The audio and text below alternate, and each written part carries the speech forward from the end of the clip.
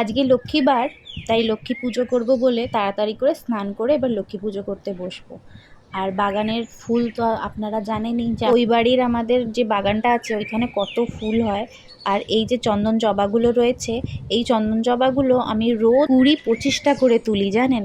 আর শুনেছি আমার মেজদি ভাইয়ের মুখে যে এই ফুলটা, এই চন্দন জবাগুলো নারায়ণের খুব প্রিয় ফুল। তাই আজকে আপনাদেরকে দেখাতে নিয়ে এলাম যে দেখেন আমি একটা একটা করে গাছের ফুলগুলো তুলবো।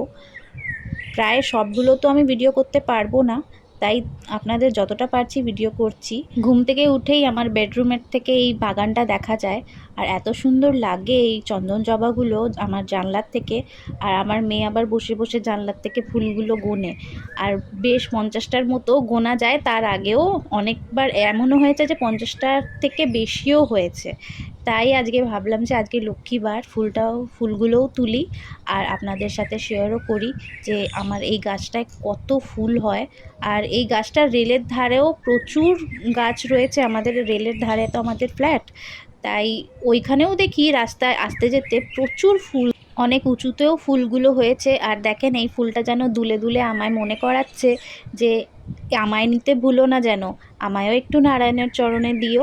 তাই এইটাকেও ভেঙে নিলাম। আর এই যে দেখেন কত ফুল তুললাম।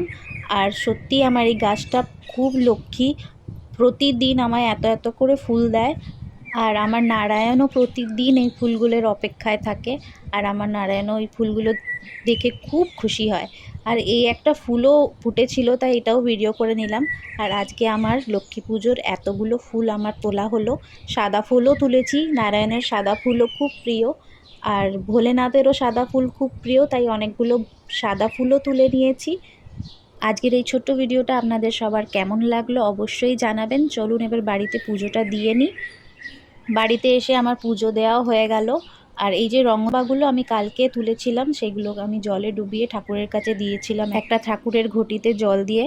আর এই যে আমার ঠাকুরের স্থানটা কি সুন্দর লাগছে দেখেন, যেন ফুলের সিংহাসনে স্বয়ং লক্ষ্মী নারায়ণ বসে আছেন।